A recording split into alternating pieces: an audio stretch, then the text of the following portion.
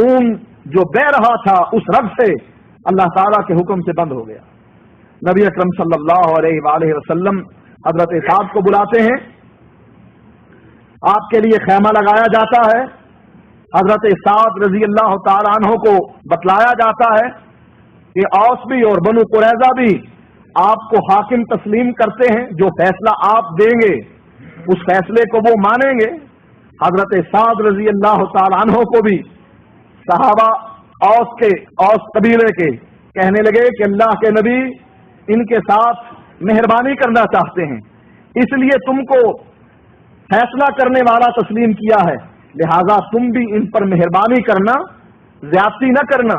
حضرت سعد کے ساتھ مسلسل گفتگو کرتے رہے یہ لوگ، حتیٰ کہ حضرت سعد رضی اللہ تعالیٰ عنہ کہنے لگے آج سعد کو اللہ کے بارے میں کسی ملامت کرنے والے کی کوئی پرواہ نہیں ہے کہ وہ کیا کہتا ہے، سعد آج حق و انصاف کا فیصلہ کرے گا۔ جب اوس کے صحابہ نے حضرت سعد کی زبان سے یہ کلمات سنے تو اسی وقت جا کر اطلاع دے دی کہ سعد کا فیصلہ اب تمہارے قتل کا فیصلہ۔ حضرت سعد تشریف لائے، کہنے لگے اللہ کے نبی میرا فیصلہ نافذ ہوگا یہودیوں پر بھی؟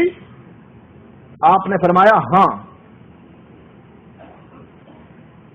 کہا اللہ کے نبی میرا فیصلہ نافذ ہوگا مسلمانوں پر بھی؟ آپ نے فرمایا ہاں۔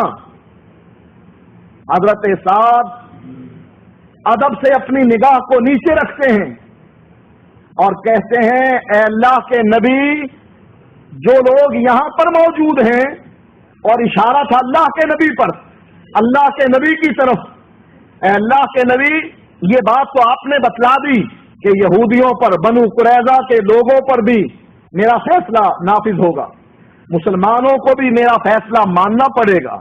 پوچھا جو یہاں پر موجود ہیں، اشارہ تھا اللہ کے نبی کی ذات کی طرف، لیکن ادب سے اپنی نگاہ نیچے کیے ہوئے ہیں، نبی کی طرف اپنا چہرہ نہیں کرتے ہیں بلکہ اپنا چہرہ پھیر رکھا ہے، کیا اللہ کے نبی آپ پر بھی میرا فیصلہ نافذ ہوگا؟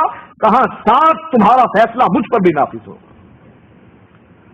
حضرت سعد رضی اللہ تعالیٰ عنہ ارشاد فرماتے ہیں اے اللہ کے نبی پھر میرا فیصلہ یہ ہے کہ بنو قریظہ کے لوگوں کو، ان کے مردوں کو قتل کر دیا جائے، ان کی عورتوں کو لونڈیاں بنا لیا جائے اور ان کے بچوں کو غلام بنا دیا جائے۔ نبی اکرم صلی اللہ علیہ وآلہ وسلم حضرت سعد بن معاذ کے اس فیصلے کو سن کر فرماتے ہیں لقد حکمت فیہم بحکم الملک من فوق سبع عقائم۔ اے سعد جو فیصلہ اللہ تعالی نے 7 آسمانوں کے اوپر کیا ہے وہی فیصلہ اس زمین پر تو نے کیا۔ بخاری کی اس حدیث سے ثابت ہوا کہ اللہ تعالی نے 7 آسمانوں کے اوپر یہودیوں کے قتل کا فیصلہ کیا، اور وہی فیصلہ حضرت سعد بن معاذ رضی اللہ تعالیٰ عنہ نے زمین پر کیا۔ سعد کا فیصلہ اللہ کے فیصلے سے مطابقت اختیار کر دیا۔ اس حدیث سے بھی یہ بات ثابت ہو گئی کہ اللہ تعالیٰ 7 آسمانوں کے اوپر اپنے عرش پر مستوی ہے۔ ایک اور واقعہ بخاری میں آتا ہے، نبی اکرم صلی اللہ علیہ وآلہ وسلم ارشاد فرماتے ہیں کہ فرشتوں کی ڈیوٹیاں 2 وقتوں میں تبدیل ہوتی ہیں، ایک عصر کا وقت ہے اور ایک فجر کا وقت ہے۔ اللہ تعالی فرشتوں سے پوچھتے ہیں کہ تم میرے بندوں کے پاس سے آ رہے ہو، کس حالت میں چھوڑ کر آ رہے ہو؟ فرشتے کہتے ہیں اے اللہ جب ہم تیرے بندوں کے پاس پہنچے عصر کے وقت، اس وقت وہ نماز پڑھ رہے تھے، اور اے اللہ جب ہم تیرے بندوں کے پاس سے آئے تیرے پاس فجر کے وقت، وہ اس وقت بھی نماز پڑھ رہے تھے۔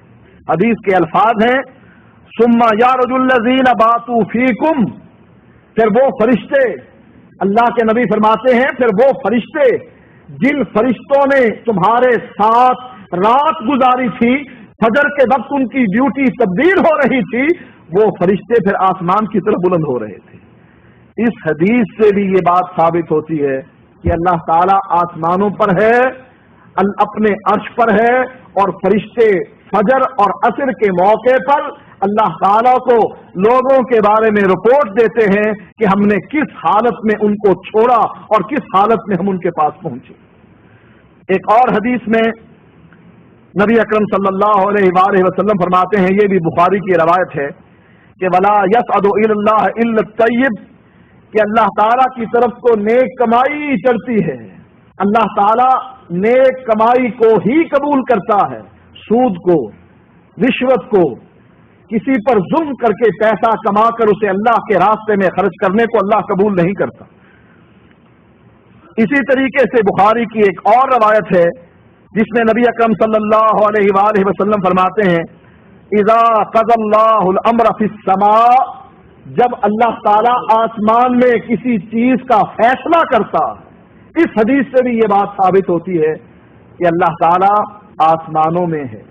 قرآن کی اتنی آیات اور بخاری کی اتنی احادیث اور اس کے علاوہ بھی بہت سے دلائل ہیں جس سے یہ بات ثابت ہو رہی ہے کہ اللہ آسمانوں میں ہے، اللہ عرش پر مستوی ہے۔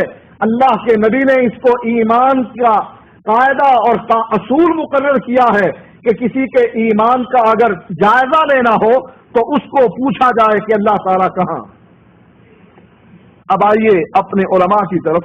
ان علماء میں سے ایک عالم مولانا مودودی صاحب بھی ہیں جن کی یہ تفسیر ہمارے سامنے ہے، تفہیم القرآن، اور قرآن کی یہ 2 آیتیں میں نے خطبے میں پڑھی تھی، ان کی تشریح مودودی صاحب لکھتے ہیں اور کہتے ہیں اس کا یہ مطلب نہیں، قرآن کیا کہہ رہا ہے، اَأَمِنْتُم مَّن فِي السَّمَاءِ، کیا تم اس ذات سے بے خوف ہو، من فی السماء، جو آسمانوں میں ہے۔ دوسری آیت میں فرمایا ام امنتم من فی السماء، کیا تم اس ذات سے بے خوف ہو جو آسمانوں میں ہے۔ اللہ نے دونوں آیتوں میں اپنا آسمان میں ہونا ثابت کیا ہے۔ اب مودودی صاحب کہتے ہیں اس کا یہ مطلب نہیں کہ اللہ تعالی آسمانوں میں رہتا ہے۔ اللہ فرماتا ہے میں آسمانوں میں ہوں، اور مودودی صاحب کہتے ہیں اس کا یہ مطلب نہیں کہ اللہ تعالیٰ آسمان میں رہتا ہے، بلکہ یہ بات اس لحاظ سے فرمائی گئی کہ انسان فطری طور پر جب خدا سے رجوع کرنا چاہتا ہے تو آسمان کی طرف دیکھتا ہے۔ فطرت کیا ہے کہ جب انسان اللہ کی طرف رجوع کرنا چاہے تو کدھر دیکھتا ہے؟ آسمان کی طرف۔ فطرت کیا ہے کہ بندہ اللہ کو آسمان میں سمجھتا ہے، اس لیے اللہ کی طرف دیکھتا ہے، اور اگر فطرت اللہ کو آسمان پر مانتی ہے تو غیر فطرت کیا ہے؟ اللہ کو ہر جگہ ماننا۔ انسان کی فطرت کیا ہے؟ فطرت مجبور کرتی ہے انسان کو کہ انسان جب رجوع کرنا چاہے تو آسمان کی طرف اپنی نگاہ بلند کرے، آسمان کی طرف دیکھے، اپنے ہاتھوں کو اٹھائے۔ مودودی صاحب نے یہ بات مان کر کے فطرت تو یہی ہے کہ اللہ کو آسمان میں مانا جائے، لیکن غیر فطرتی بات یہ ہے کہ اللہ تعالیٰ کو ہر جگہ مانا جائے۔ دعا مانگتا ہے تو آسمان کی طرف ہاتھ اٹھاتا ہے، کسی آفت کے موقع پر سب سہاروں سے جب مایوس ہو جاتا ہے آسمان کا رخ کر کے خدا سے فریاد کرتا ہے۔ کوئی ناگہانی بلا آ پڑتی ہے تو کہتا ہے یہ اوپر سے نازل ہوئی ہے، غیر معمولی طور پر حاصل ہونے والی چیز کے متعلق کہتا ہے یہ عالم بالا سے آئی ہے۔ اللہ تعالیٰ کی بھیجی ہوئی کتابوں کو کتب سماوی یا کتب آسمانی کہتا ہے۔ ابو داؤد میں حضرت ابو ہریرہ کی روایت ہے کہ ایک شخص ایک کالی لونڈی لے کر رسول اللہ صلی اللہ علیہ وسلم کی خدمت میں حاضر ہوا اور عرض کیا کہ مجھ پر ایک مومن غلام آزاد کرنا واجب ہو گیا ہے، کیا میں اس لونڈی کو آزاد کر سکتا ہوں؟ حضور نے اس لونڈی سے پوچھا اللہ کہاں ہے؟ اس نے انگلی سے آسمان کی طرف اشارہ کر دیا۔ حضور نے پوچھا میں کون ہوں؟ اس نے پہلے آپ کی طرف اور پھر آسمان کی طرف اشارہ کیا، جس سے اس کا یہ مطلب واضح ہو رہا تھا کہ آپ اللہ کی طرف سے آئے ہیں۔ اس پر حضور صلی اللہ علیہ وسلم نے فرمایا اسے آزاد کر دو، یہ مومنہ۔